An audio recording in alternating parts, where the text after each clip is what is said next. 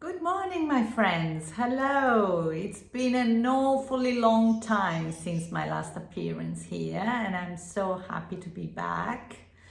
For the newcomers, my name is Dani. I live in Perth, Western Australia, with my family, and I'm a very avid knitter and passionate about everything knitting. I work in a yarn shop. I'm so lucky. I work at Calico and Ivy here in Perth. And I love to come here in this corner of the internet to share with you my passion, my new projects, my old ones, all the happy knitting things we like to share with our friends. Thanks so much to all the returning viewers, and thanks so much to all the new ones. You're very welcome here. Please engage with me in the comments. Let me know where you are from, what you like to do when it comes to your knitting, and let me know everything. If you want to stay in touch, the best place to grab me is Instagram, where I am A Knitter's Suitcase. And this podcast also has got an email address if you were inclined to do a longer conversation, which is aknittersuitcase@gmail.com. I don't use much any of the other social medias. I have a very neglected little Etsy shop, but that goes by the same name, A Knitter's Suitcase, where I sell hand-sewn project bags, handmade project bags. It's been neglected now for a long time. I just don't get time to sew, but maybe in the future you'll see something new coming up there. Yeah, that's everything as an intro. As I've got quite a few things to show you, I'll go straight in, and maybe I'll save a little chat about my personal life at the very end of this recording. So just settle with your knitting, with anything you want to drink, and let's crack on. I have just noticed that all my finished objects, well, nearly all my finished objects, at least those I can show you today, are pink. And that will not come as a surprise to the usual viewers, because I love pink. I love all the bright colors and any shade of it.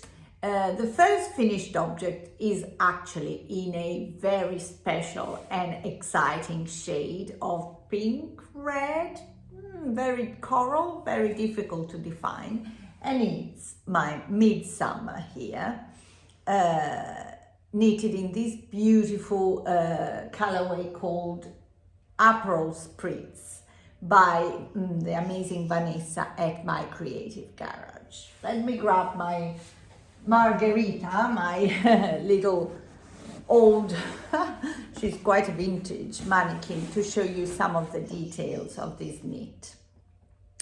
It is a beautiful pattern by a talented, I believe, Austrian designer called MOnie Ebner.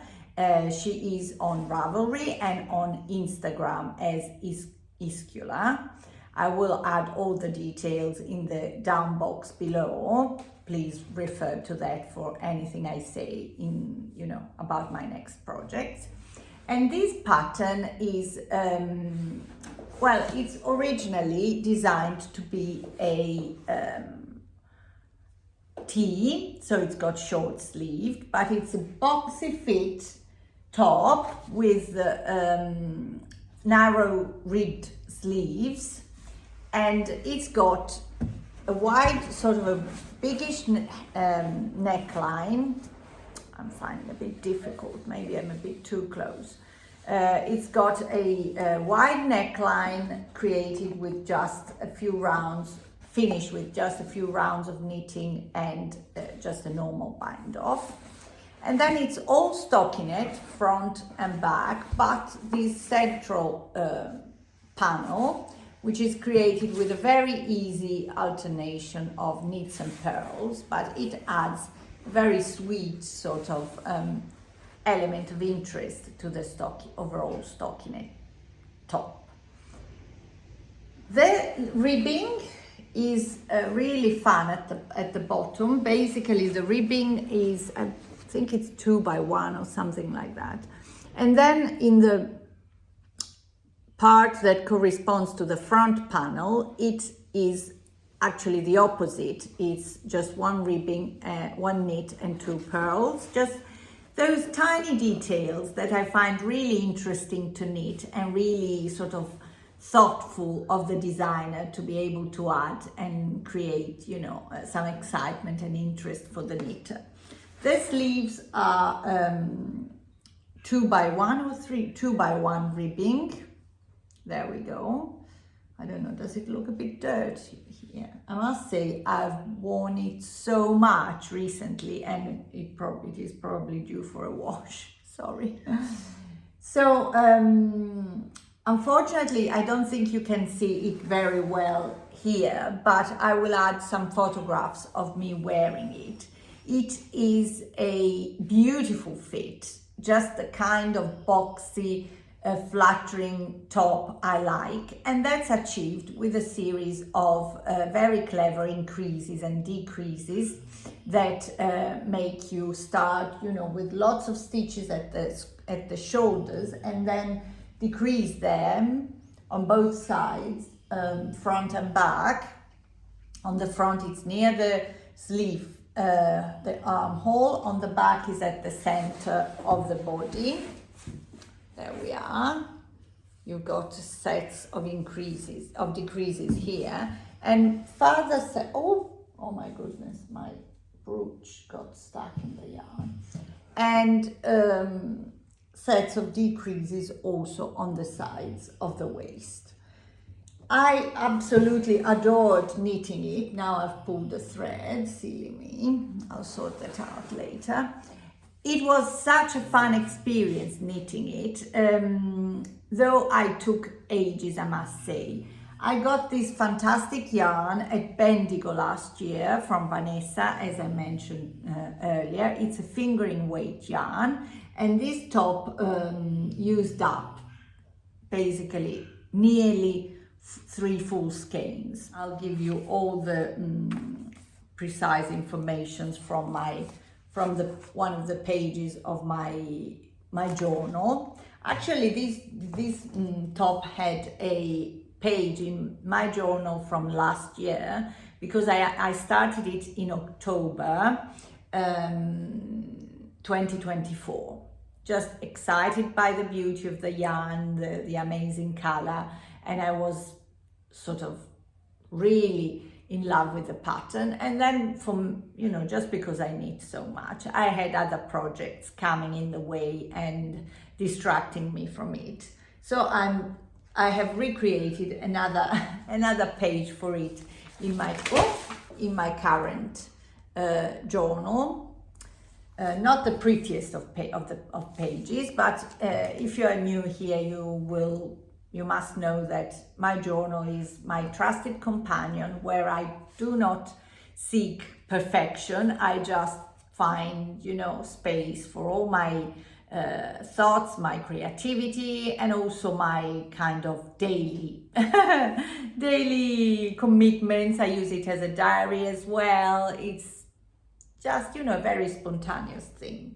So overall, I used 276 grams of yarn, 4 ply, and I knitted it on 3.5 millimeter needles, 3 millimeter for the sleeves.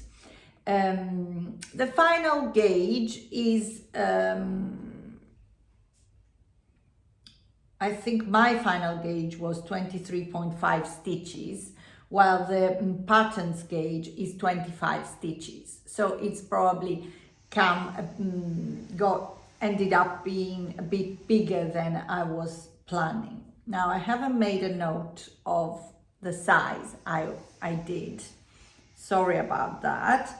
But just to give you an idea, the width at the chest is 62 centimeters and the length is 56 centimeters. I normally am like a small to medium size, depending on the patterns. It was so fun Two of the elements I had a lot of fun with are actually the cast on. I don't know if you were able to see it, but there are I cords on the shoulders, and that's where you start the project. You create two I cords, and then you pick up from the I cords and you knit front and back separate first, and then you join in the round at the sleeves and at the sort of chest.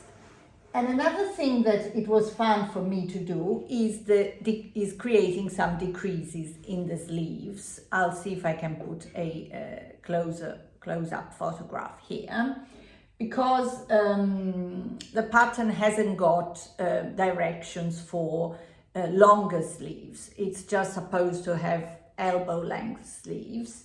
So when I decided to do long sleeves, I wanted to sort of taper them down a little bit, going, you know, towards the wrists.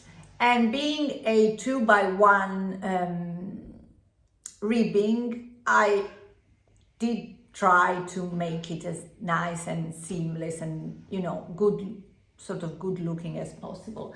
And I think I did a good job with it. I'll add a photograph for you to judge. It was really interesting to try and, you know, sort out this little personalization of the project. The yarn is super soft, is very yummy. I must say it did grow quite a bit with blocking, and that makes the sleeves quite long for me. They sort of get to like half of my hand.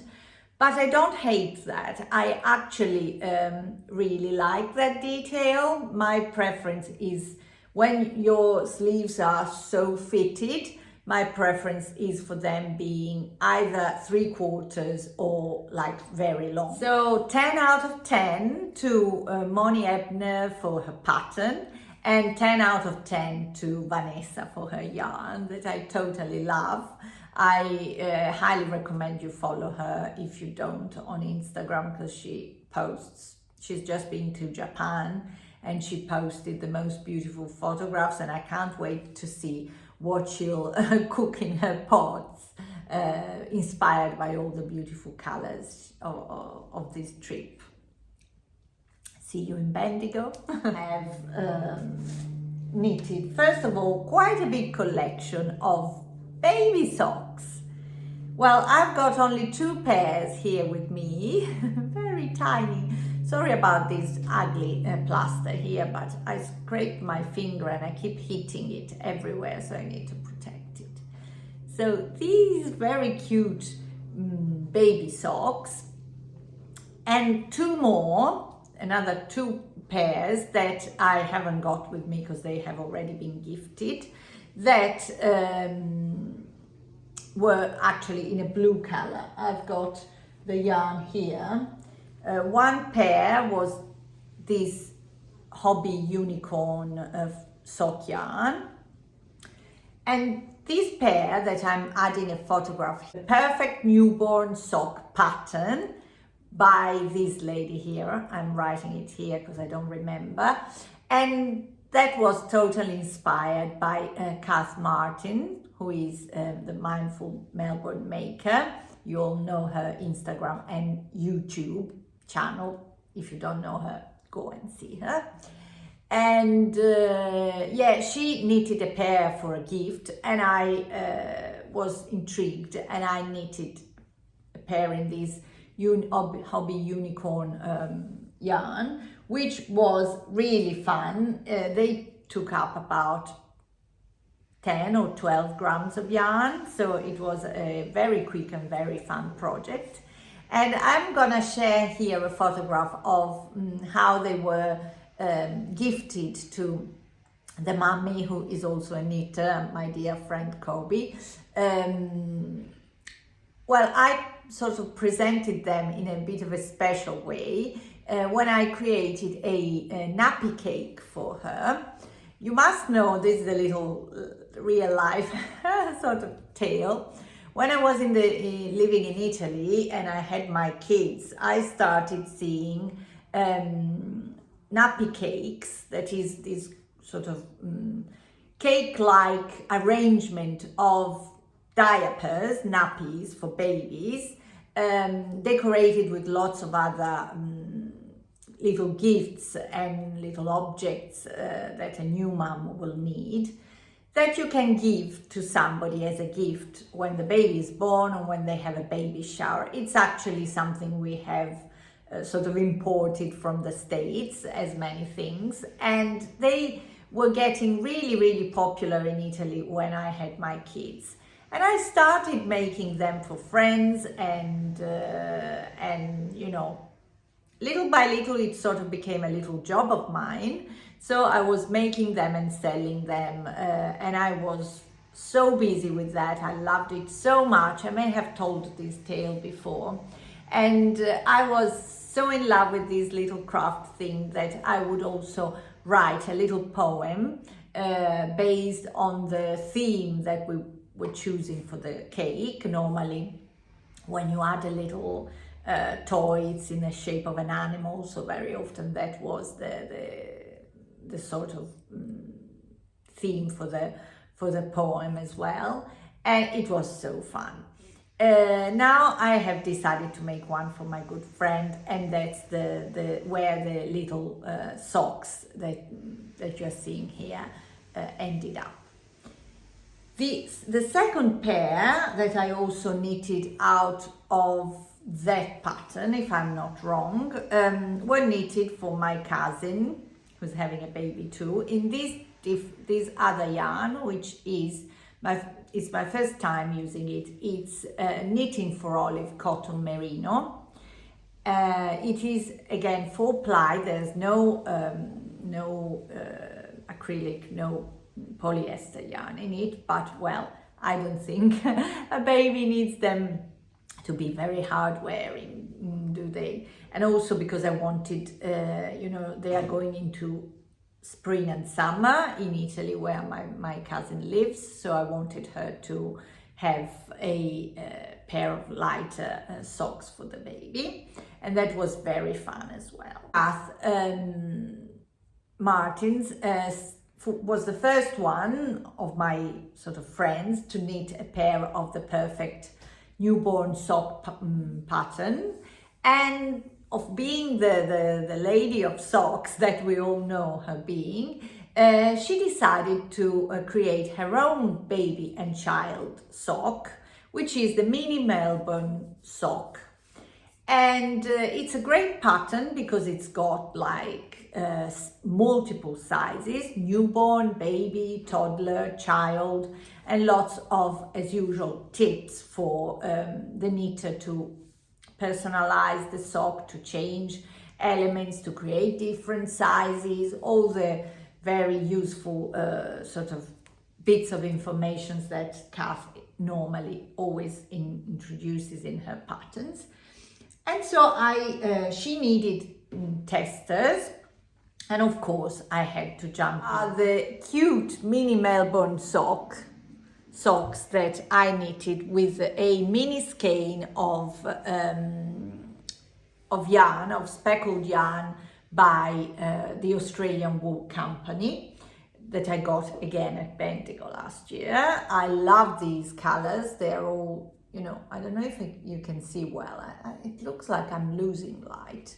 It's weird because it's really sunny today.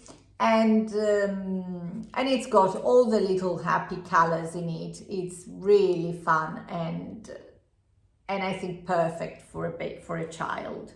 This one is going to another baby who actually lives in Germany. We used to have au pairs when my kids were young, and one of them is from Germany. She's having a baby girl, and I'm preparing a little package that I'll ship to her to celebrate this event. So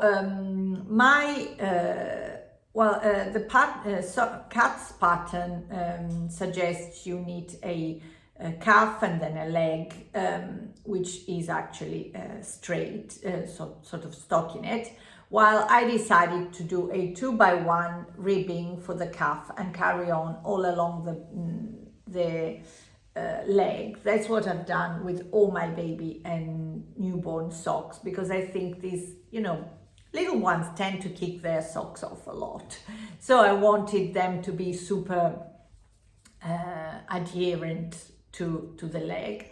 And then this is the little heel flap and gusset of the sock. Isn't it the cutest thing? And yes, do you want to know what? This is a baby size, and for it I knitted 30 rows for the leg and calf in 2x1. Then I knitted 18 rows for the foot, and then I did the decreases every other round, as you would normally do for any sort of wedge toe, and that's the effect I got.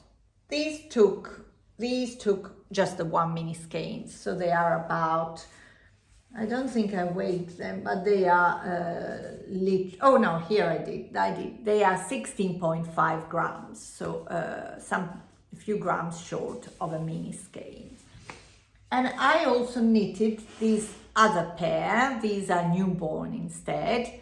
These are knitted in Isair sock yarn. We got this one at Calico and Ivy here in Perth, and I really love it because it's, I don't know if you can see it, but it's got a little bit of alpaca in the yarn composition. So they are they've got a little bit of a halo, and they are very, very soft. In this case, I didn't do the slipped stitches on the heel flap, but you know, I just wanted to try something different, and they are really, really super cute as well. I have a page for my sock experience, so for my sock adventure, and I wrote here April is baby sock month, because I actually did an awful lot of baby sock knitting. I just decorated it with, you know, oh sorry, there may be some of the information here in the pattern that I don't want to share because it's a paid for pattern, though I believe there still is, or maybe by the time I have uploaded it there won't be, but there was a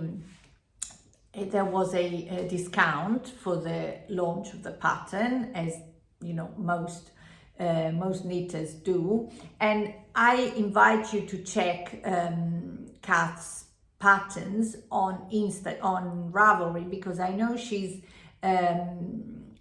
announced a discount for her first podiversary, so it's a very good opportunity to grab one of those. I have knitted multiple of hers patterns, and I find them really, really fun and really, really well written, so don't miss that. The next finished object I've got for you is another baby knit that is actually meant to go in the mail to Germany together with the little socks, and that's my Erantis Ruffle top by Knitting for Sif. This is a little baby top that you knit top down, and it's a sweet little pattern that goes, I believe, from 0 to 1 year old, or maybe 18 months. Sorry, you'll have to check the pattern on Ravelry. I forgot to make a note of that.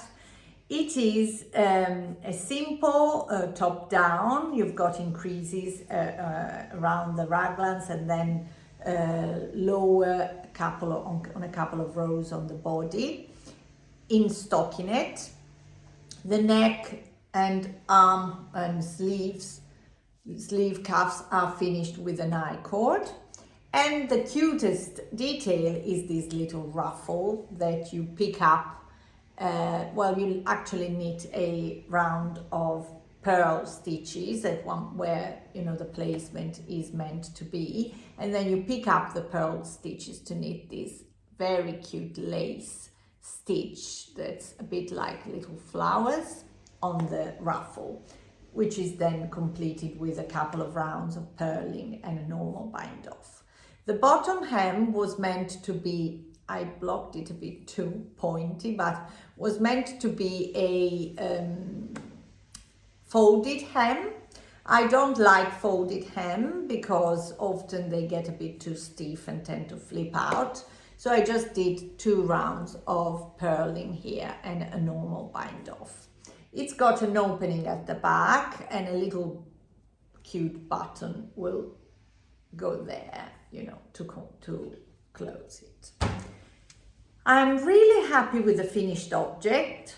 This was my holiday knit. It took about 10 days knitting on and off without, you know, too much of a commitment. But I must say the knitting experience itself was not 5 stars, I would say. Now, one of the reasons is just due to me, because I decided to use a vintage wool that my mum had got in her, you know, stash. And it is a Laine du Nord.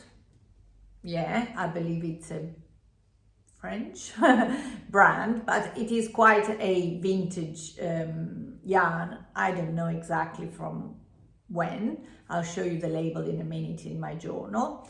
And it is 100% wool, but it's super wash. So the problem is it's really plasticky. It feels a bit plasticky, and it shows every possible flaw in your gauge, in your tension. It shows quite obviously where the increases are. There are, you know, it was really, really unforgiving. I knitted the sleeves on magic loop, of course. I always do magic loop.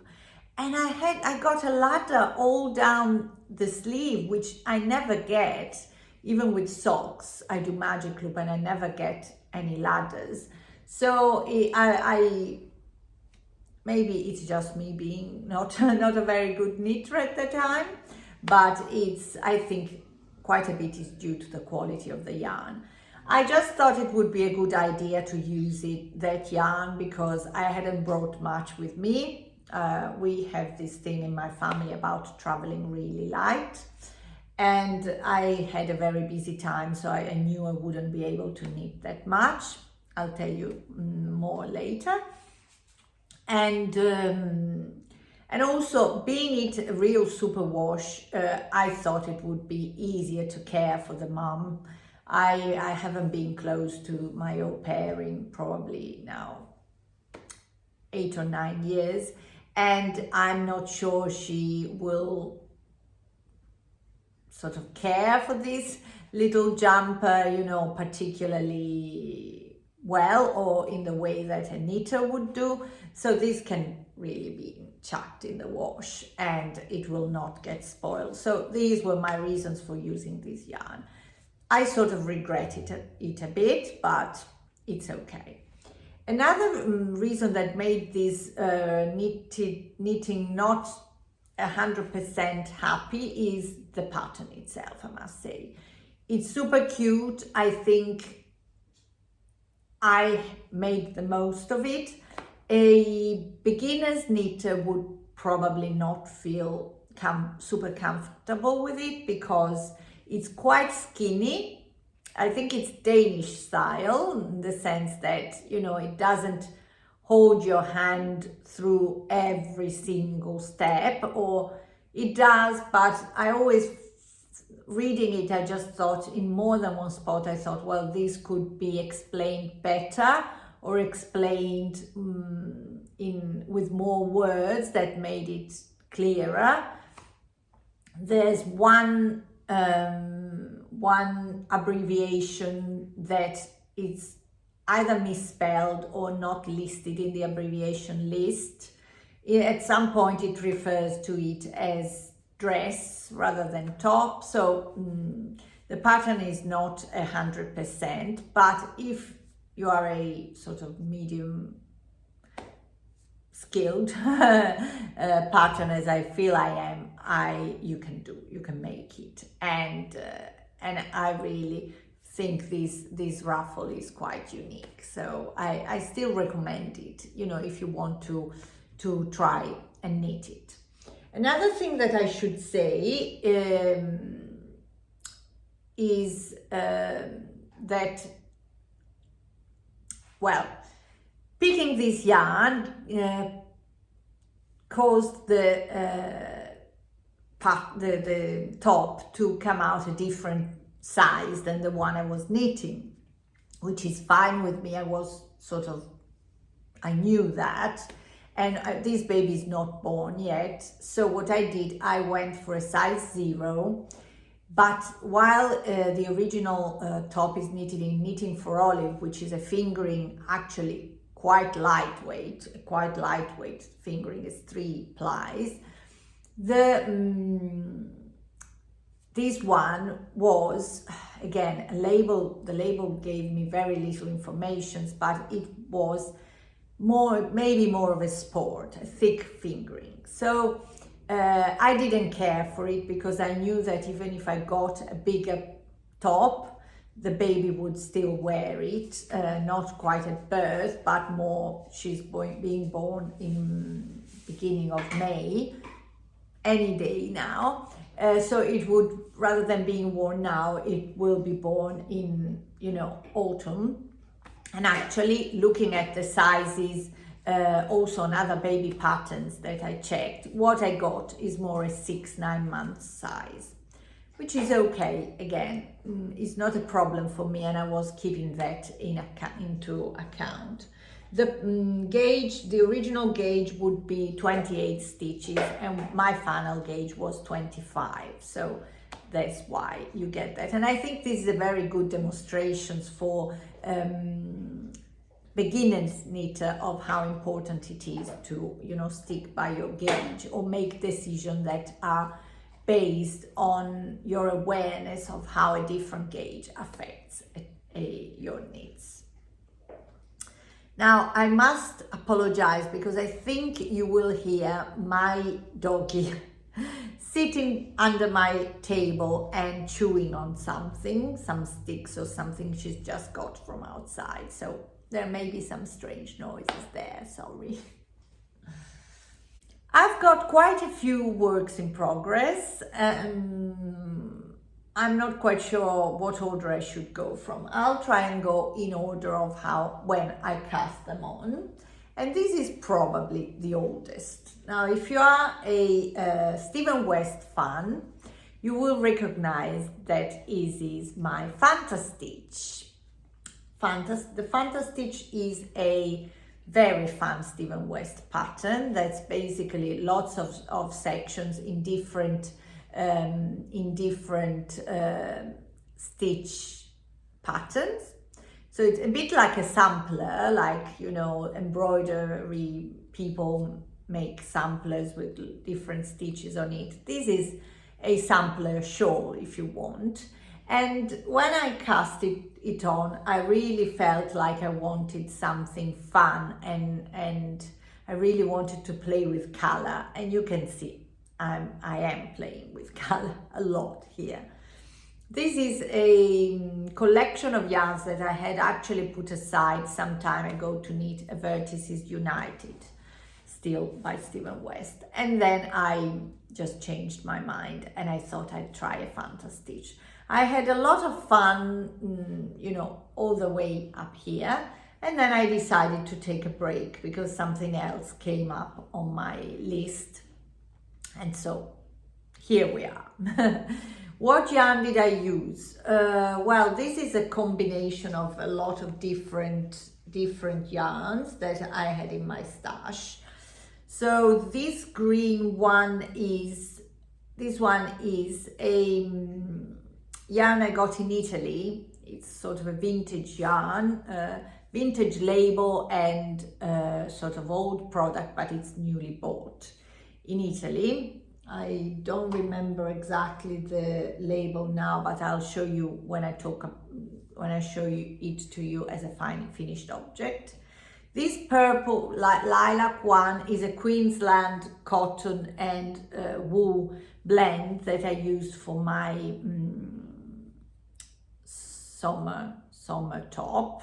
I've talked of it before. This is a lace weight held double, and it's a Malabrigo yarn. The yellow is by Cable Tie Knits, lovely Amy at Cable Tie Knits. Let me see if I've got her label here. I thought I did. No, I haven't got it here. Again, I'll be showing you all the labels next time. And this is a purple Italian wool, baby wool, 100% pure wool by Manifattura Filati Roses, made in Italy. I got it in Italy as a souvenir some time ago, and I really like it. There's some knitting for olive pink mohair in this stitch here, and the white speckled yarn that inspired basically this combination, and that I'm using also in this section, is a beautiful yarn by Castleview Yarns in the UK that my darling friend Lucy at These Nanny Knits had dyed especially for us, for her friends, part of the knitting group that she created over there. It is a virtual knitting group I was part of. It started during COVID, and it's a lovely bunch of ladies. At Christmas, Lucy always prepares gifts for all of us, and one year she gifted us this beautiful cream. I should have a bowl here. Yeah, it's a cream base, and it's got all the happy colors in it. Lots of green, purple, pink, yellow, some brown as well. It's sock yarn, and it's what inspired me to pick all these yarns for this show. Now it's just having a break, but I think it'll, I'll find some time to carry on it later in the year, maybe. Oh, I have started a page for it on my journal that I'm gonna show you, though it's just literally the beginning of a page, not quite much yet, but it was fun to start. Here it is, Fantastitch. And I'm sort of drawing the various sections here as I knit them, and I'm planning to color them in as well, but we'll see. Next work in progress is just a little sock that I have got here. I remember casting it on because I had to go somewhere and spend some time in the car, and I didn't have a project that would travel well. All my other projects were quite bulky. So I decided to start this sock, also because I really wanted to try the pattern. Here it is. This is a pattern by a British dyer called Selene, and it's the so-called spiral sock. Now, the special characteristic of this sock is that it's just a tube. You do not knit a heel in it, and apparently it fits really well. I've heard about the excellent fit by a few people. They all are very good sock knitters, so I just need to try it for myself, and I feel like, that must be the case. It's very simple to knit. It's just a knits and purls pattern. The knits and purls change in your sequence in a very specific way, and this gives the the fabric, a bit of a torsion. As you can see, it's a bit like a torsion, a spiral, spiraled fabric, and this sort of wraps around your foot, I understand. Now, this is the first one. I just decided to do a very thick calf, because I have chosen to do it with a strand of wool and a strand of mohair. This is all yarn, mystery yarn I got in Italy at a sort of a warehouse where they have mill ends and such. So I don't know what it is, but the wool has got some linen content in it, which is quite obvious because you can see the little straws sort of popping out. And so the fabric is quite thick and warm. So I thought a big calf would give it more of a look of a cozy pair of socks. They will probably ended up being gifted to somebody in Europe, because here they are far too warm. But I really wanted to try the technique. I'm really into it, and I'll carry on with them. And now they are on 2 DPNs, but I just don't use DPNs most of the time. I got them to knit a gnome later in the year, but I do them all the time in Magic Loop. They're just here, you know, while I needed my needles for the baby socks. So I recommend you try this pattern. It looks great also in colorful yarn, in speckled yarn, and yeah, and it's fun to knit. The best portable project, if you ask me. Okay, that's the next one.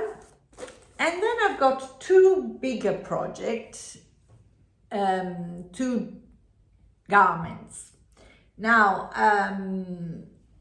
I will show you this one first, which is a massive bag, massive bag that I have got at Calico and Ivy. It's by a brand called Project 10 that does all sorts of sizes and shapes of bags with recycled materials. So I thought, oh, I really like it. I don't know when I'll use it. Maybe if I, you know, go away on a weekend. And then I got a project that really needs this big bag. Are you intrigued? There we go. So inside it, I've got a shopper with, you know, all my new balls of yarn to go. And here is my project. This is a bit of an unusual project for me for many reasons. The main reason that makes it unusual is that it's a commission. That is, I'm knitting it for somebody who turned up at Calico and Ivy and was looking for a knitter to you know, create this piece. This is against my rules, against my better judgment, against, you know, everything, but we had a good conversation, and at the end of the day, I felt like I was ready to do it for this lady. She's the loveliest person. She gave me basically no time, no deadline in terms of, you know, she said Christmas or even February. So, you know, it felt like a very relaxed sort of commission.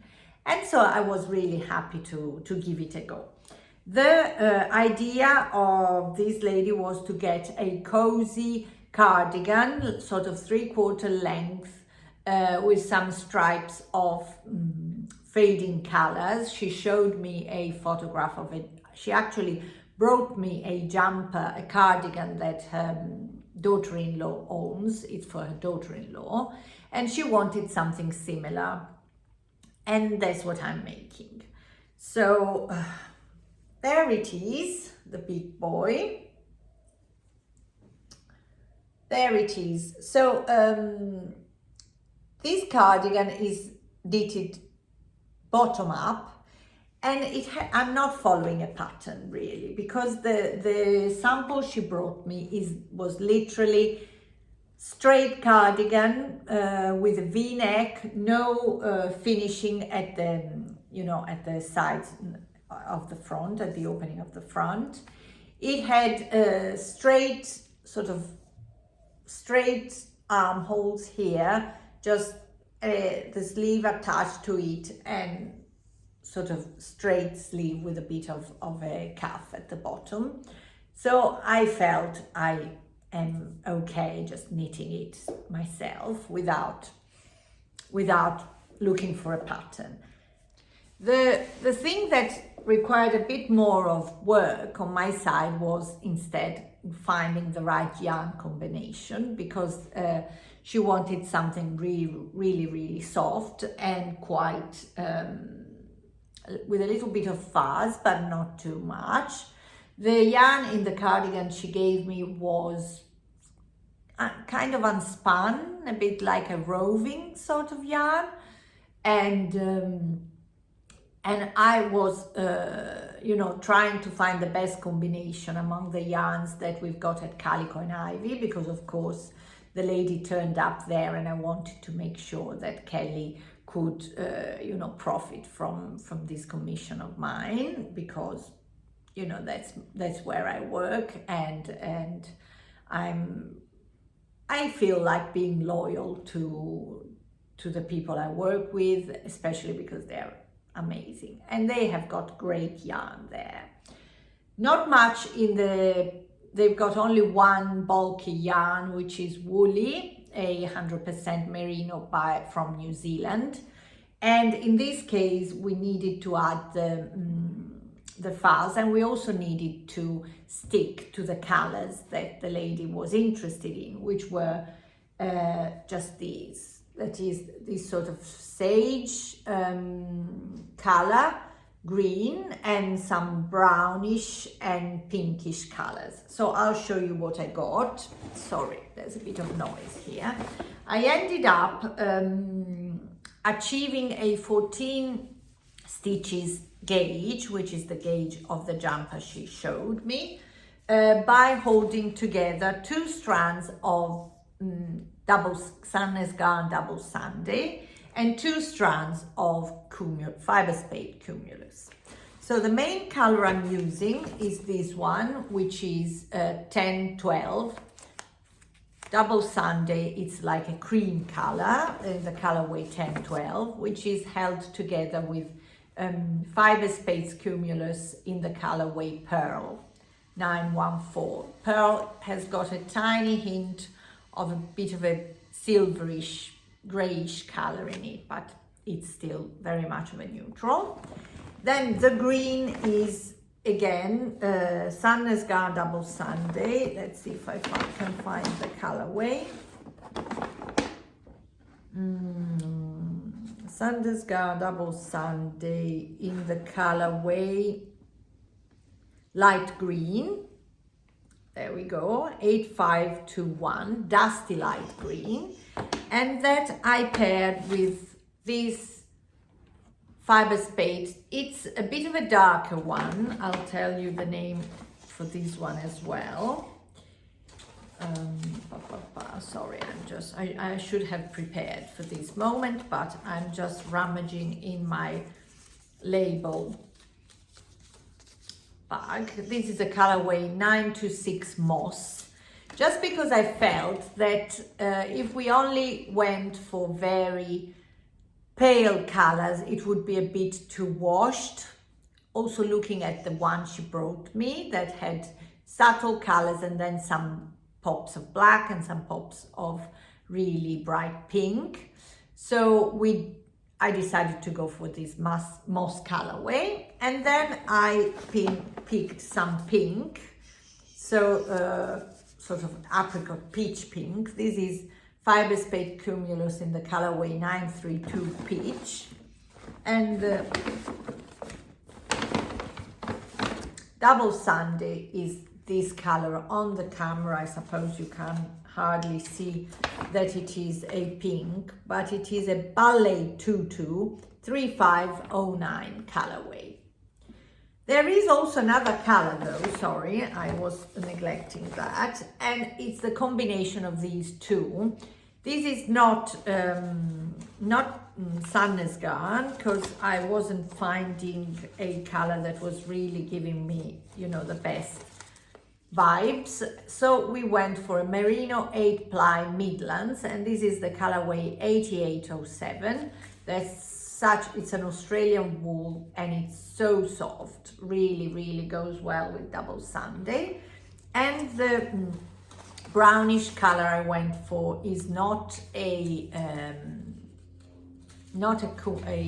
alpaca, not a cumulus, but is a silk mohair that we all know being one of the softest mohair around, so you can hardly notice the difference, and it's colorway 63.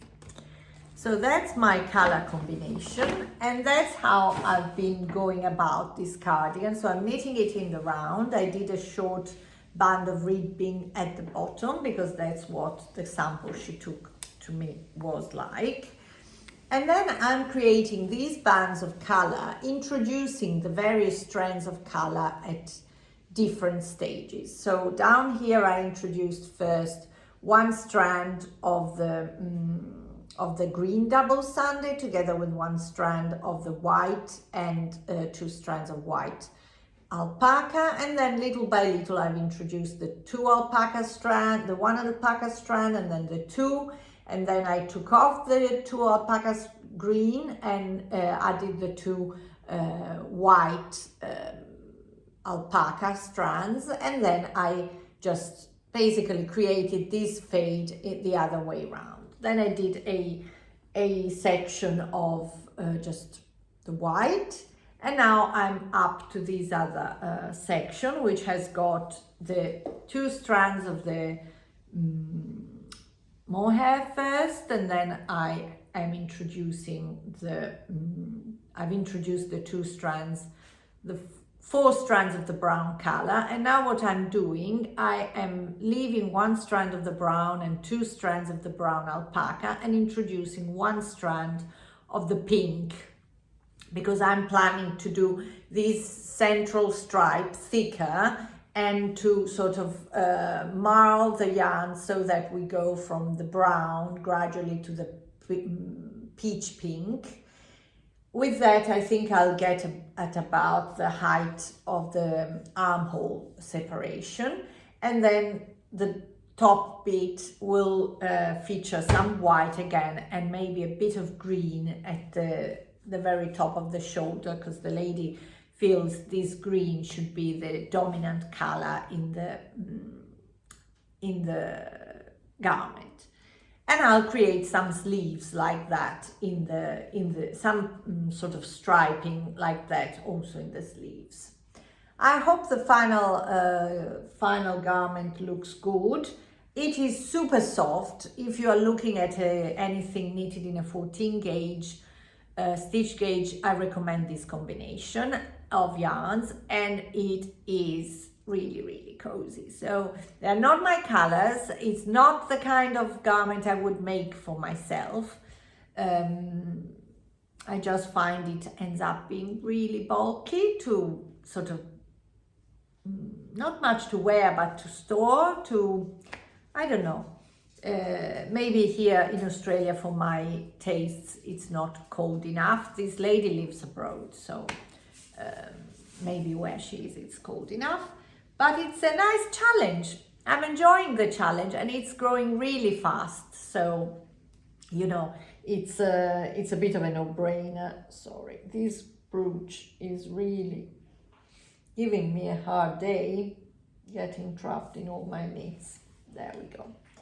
So yes, you'll see this finished next episode, I suppose. My final work in progress is in this Happy Shopper style project bag that it's got a lot of pulls everywhere because I've used it a lot. I sewn myself some time ago when I had time, and it is a bigger project again. It's a top, a sweater that is part of this super fun initiative. I've spoken about it in my latest episode, my previous episode, which is the Bendigo Project. I will just briefly say it's the collaboration among four amazing Australian designers, Kath Martins of Mindful Melbourne Makers, Susanna Kartinen of DanyUK, Tess of Fluff and Nonsense, also a very really amazing young dyer, and Vera Marcu of the Vera Loves to Knit knitting brand, design brand. And my previous episode, I've shown you already the Sunday top that I knitted for Susanna, and the Bendigo socks that I knitted from a Kath's pattern. The plan is we will meet up at Bendigo, which is our yearly, special time to get together and browse the yarn market there. And we will all wear the same, take photographs of the same, a bit like it's customary for American knitters to do at Rhinebeck. So in order to be well equipped for the Bendigo photo shoot, and also because I love this pattern, I'm also knitting now a jumper, which is the design Vera of the Vera Loves Knitting brand designed for this event, and it is the long Paddock. Here we go. It is a very fun and interesting sweater, which is again all created with stripes of pearls and knits, or knitting stockinette and reverse stockinette. It's got a very cute sort of again boxy shape that as you know I like the Midsummer shows, and it's so interesting and so fun to knit. Now, stripes, I will also add that stripes are actually the theme for this collection. So while other designers have used colors to create these different stripe patterns, Vera sets herself apart because she's just going with texture. And I really like this sort of interesting or clever little tricks to make the creation quite different and quite special. Now, the only thing is, because this pattern has got horizontal stripes on one side and vertical stripes on the other, you have to pick a yarn which is not too bouncy, because otherwise you'll end up with a jumper that tends to wear differently on the two sides. Will be a bit shorter where the horizontal lines are and longer where the vertical ones are. But I'm gonna show you mine because I'm talking too theoretically now, and I've actually got a good sample to show you. Here is my long Paddock. There we go. Now I'm working on the back, because you start at the bottom. The pattern has got a long band of ribbing, and then you split the front and the back into two sections basically. Half of it is knitted with vertical lines and half of it is knitted with horizontal ridges.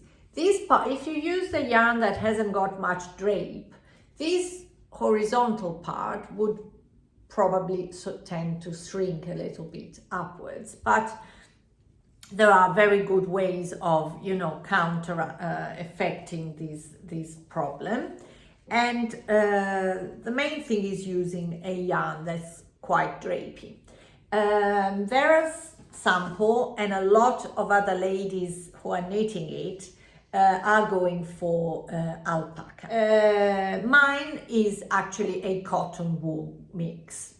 I decided to go for a cotton wool mix, first of all because I've used this yarn before and I really like it. It's really textural, and it's got amazing stitch definition, and I think this is perfect in a pattern that is actually really textural. And then because it wears really well in our climate here in Perth, where it gets it gets very rarely really cold. So I knitted my Anka's shirt in this yarn. I wear it so much and it's holding up really well. So I thought I'd go for it again for this pattern. And the yarn I'm talking about is this one, this cute little ball, is KPC hand knit yarns, and it is the Glencoe DK. There we go, in the colorway Lagoon. It's 116 meters per 50 grams. So it's a true DK really. The label tells you that it's knitted, you get a gauge of 20 to 22 stitches in 10 centimeters on 4mm needles. So a pure DK. It looks finer when you see it in the ball, but I think it's just because the ball is oh, so sorry. That caught me was unexpected. The color is a warm lagoon color. It's actually subtly sort of marled with some bits of yellow in it, possibly.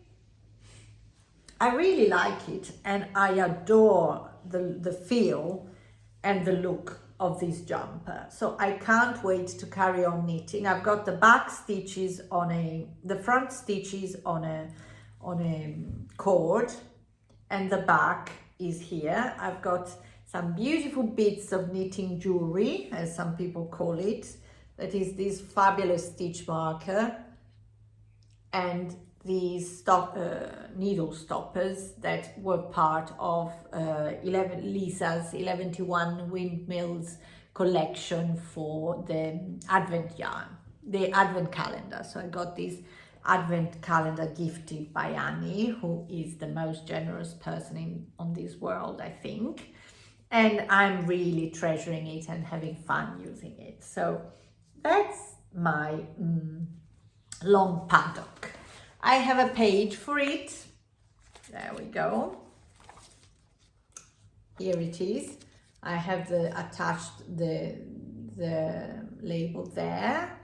And I have this photograph of the cows, which you'd think is quite weird, just because I have made myself a reminder of the why and of where this name comes from. Well, basically, grazing the long paddock is a term that refers to the practice of moving livestock long distances along stock routes, often during droughts, to find suitable pasture, a common practice in Australia, especially in Queensland and New South Wales.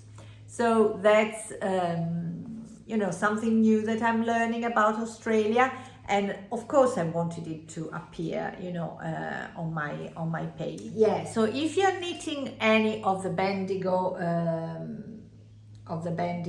Project patterns, let me know how you're doing, and please come and see me at Bendigo if you are attending. That will be in July. For those who are not familiar with the event, it will happen in July in Bendigo, which is actually in Victoria, not far from Melbourne. I'll be going with my usual friends. Hope to see you there and to be able to twin in our knits or in our socks, or there's a beautiful scarf as well that's part of the project, knitted designed by Susanna, which is the Four Winds scarf, apparently very addictive to knit. There's a cowl by Tess, which is really cute as well, and Kath has also added a pair of mittens that basically use the same concept as her socks. Her socks and my Sunday top are featured in my previous episode. I'll just mention that again. So this is quite an awful lot. Thanks so much for sticking around and watching this. I will just spend another 5 minutes to tell you something more about, you know, my daily life. So if you are not into that, bye and thanks again.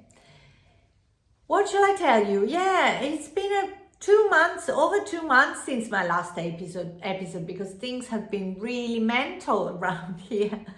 All in a good way, I must say. I'm really happy and I'm well, and so this is all, you know, what matters. But March has been really busy because well, my 15 years old is in year 10 and is now due to pick his subjects for the next 2 years. I don't know how it is in other countries, but here you have to sort of reduce the number of topics, of subjects you do in the last 2 years of high school. And the choice is quite important because that will sort of mark your path for what happens after high school. If you want to go to uni, if you want to follow a more of a professional sort of career. So you need to have a very good think about what you want to pick. And the school is really helpful, organizing lots of meetings, lots of you know, opportunities to chat about this with us and with the kids. My son is out today. It's a no pupil day at school, and he is actually joining a meeting that the school has organized for kids to you know, raise all the necessary awareness about the choice they make. Lots of meetings, lots of you know, time spent discussing and talking about this. So it's been really busy. It's been busy at work. I don't know if I spoke about this already in my previous episode, but I have recently started teaching at Calico and Ivy. I have a class, well, I had 3 different installments of a brioche, one color brioche knitting class. And I loved teaching it, and I've stayed in touch with the ladies who attended. We have had another session where we did a bit of a you know, catch up, and you know, we went again through some of the techniques, and I think we'll do some more of that now in the upcoming weeks at Calico. This is all happening at Calico and Ivy. I've loved it, but I wanted to be ready, so I did quite a lot of reading, I did some swatching, and I'm, you know, Phoenix down there has something to say, and another big sigh. And it was very inspiring, and you know, it required quite a bit of commitment. And then April went, like, you know, so quickly because we left for the Easter holidays, and we had a beautiful trip back to Europe. Well, it was an extremely emotional one. We went to Italy first and spent some time with our mothers, just a few days with my mom, because she is able to travel and she always spends a month a year here with us. So we, when we go to Italy, we try and devote more time to my mother-in-law, who doesn't travel, and so that's her only chance of spending time with us and with the kids mainly, of course. We tend to just go to their houses and we stay there when we are in Italy, and we try and, you know, just fit in their daily life. When I was at my mom's, I had this great joy of meeting with my youngest cousin, who is expecting a baby. And that was very emotional for me. She's doing great. She's having a little boy. And so I went through a lot of my son's baby things that my mom was, you know, lovingly storing for us. And I pulled out things that she can use. And I also pulled out, it's getting a bit warm here. As you can see, I'm turning quite red, sorry. I also pulled out this very little cardigan. I have a photograph here. This very little cardigan I knitted for him. I wasn't really a knitter when I had him. I could knit, as you can see, but that was not my main sort of craft. I was more of a cross stitcher back then. But when I started nesting for this baby of mine, I created this little cardigan. I don't remember if I had any pattern at all, but it's knitted in different pieces and then sewn together, something I wouldn't do at all nowadays. And it's stripes, very soft merino yarn, and all the ribbing at the neck, at the body, they're all done one by one with a sewn bind off, like Italian sewn bind off. So it still looks really neat, and my son was looking so good in it. I have actually got a photograph here of him wearing it now. That's really fun, isn't it? He's quite outgrown, but it will be very cute if my cousin decides to, you know, have her baby wear it. So that was an emotional moment. And yeah, we had a great time there. Then we went to my mother-in-law. We had some lovely family time. Easter came at that point, so we had lots of very good food. We went out for lunch at Christmas she lives in Siena, which is a medieval town. It's one of the most, well, there are a lot in Italy, but it's a city that in the town center really still shows the structure, and it's full of very ancient buildings. It's got this amazing square that is meant to represent, it's shaped like the Virgin Mary robe. So it's like, basically like a crescent shaped. And well, I suppose a lot of people know Siena, or at least the square, because it's really special. And I must say, for most of the time, the weather was awful. We had a lot of rain, which was unexpected.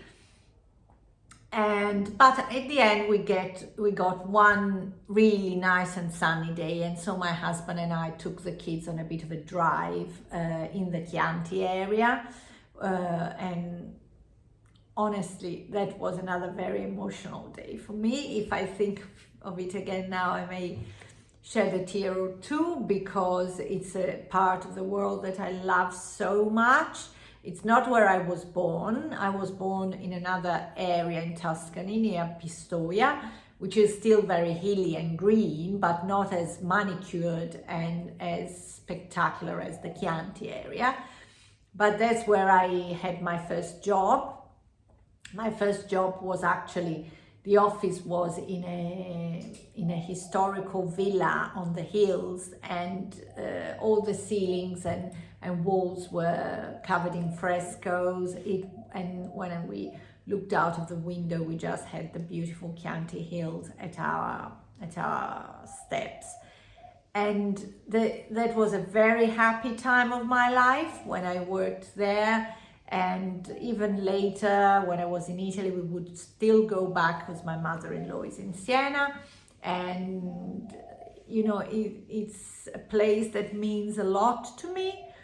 So, well, my husband and I talked about going back, maybe in the future. Well, that's a dream of mine, and we'll see. We'll see. After that, well, in Siena, we also saw a very dear, an old friend of mine whom I actually was working with in that beautiful place I told you about.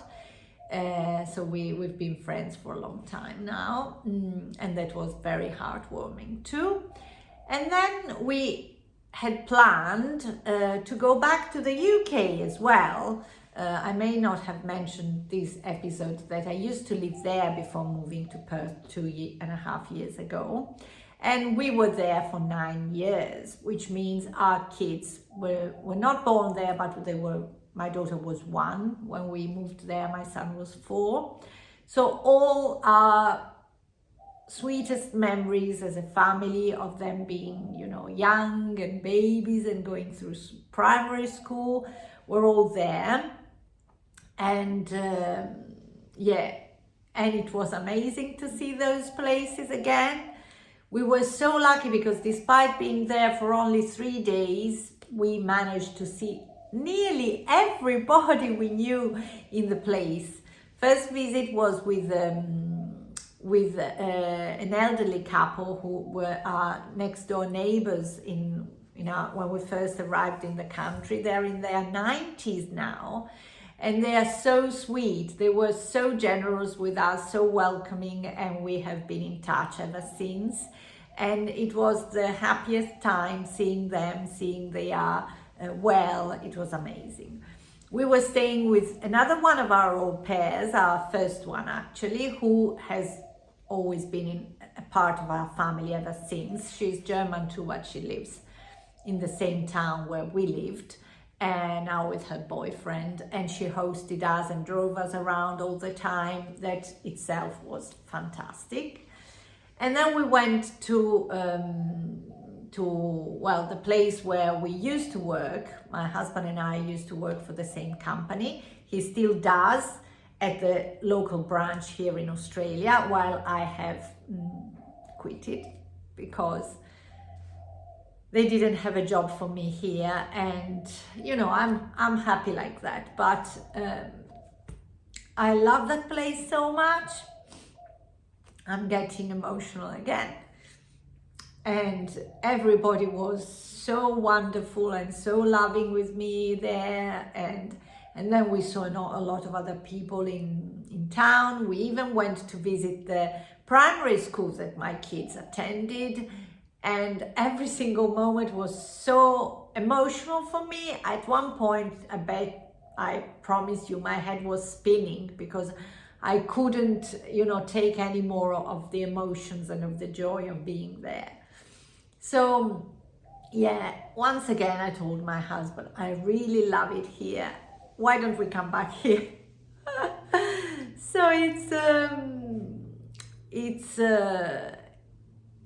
was a very emotional time and a very, very happy one. And it was really sad to leave Italy and sad to leave the UK again.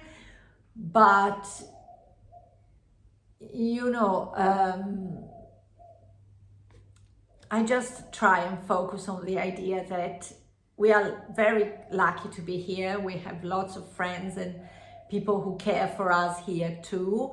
And we are really lucky because we got to have all of that in Italy. We got to have all of that in the UK, and we get to have all of this here. And this is not something that happens to everyone. And I'm particularly grateful for you all, my wonderful knitting community, because, you know, you helped me so much find my feet here and feel at home.